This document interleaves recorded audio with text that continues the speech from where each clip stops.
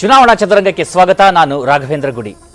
ಚುನಾವಣೆ ಇನ್ನೇನು ಕೆಲವು ಸಮಯ, ಬಹುತೇಕವಾಗಿ 2-3 ತಿಂಗಳು ಕೂಡ ಇಲ್ಲ, ಅಷ್ಟು ಹತ್ತಿರದಲ್ಲಿ ಇರ್ತಕ್ಕಂಥದ್ದು ಲೋಕಸಭೆ ಚುನಾವಣೆ.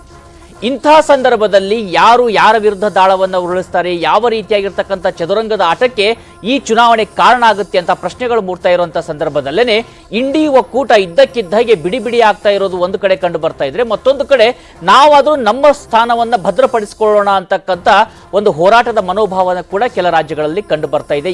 ಆದ್ರೆ ಅದಕ್ಕೆ ಪೂರಕವಾಗಿ ನೋಡೋದಾದ್ರೆ ಈ ಬಾರಿ ಅನುದಾನ ಕೂಡ ಪ್ರಮುಖ ದಾಳವಾಗಿ ಬಳಕೆ ಮಾಡೋದಕ್ಕೆ ರಾಜ್ಯ ಕಾಂಗ್ರೆಸ್ ಈಗ ಯೋಚನೆಯನ್ನ ಮಾಡ್ತಾ ಇರುವಂತದ್ದು.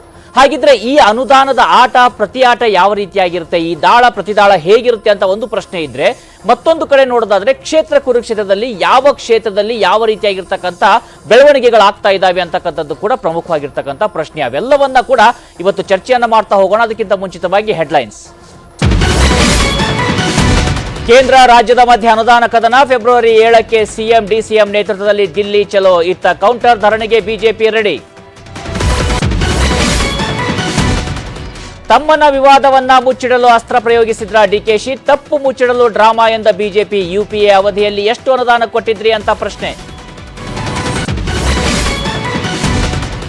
ರಂಗೇರ್ತಿದೆ ಮೈಸೂರು ಕೊಡಗು ಲೋಕ ರಣಕಣ. ಕಾಂಗ್ರೆಸ್ನಲ್ಲಿ 14ಕ್ಕೂ ಹೆಚ್ಚು ಆಕಾಂಕ್ಷಿಗಳ ದಂಡು. ಕಮಲದಳದಲ್ಲಿ ಮುಂದುವರಿದ ಟಿಕೆಟ್ ಸಸ್ಪೆನ್ಸ್.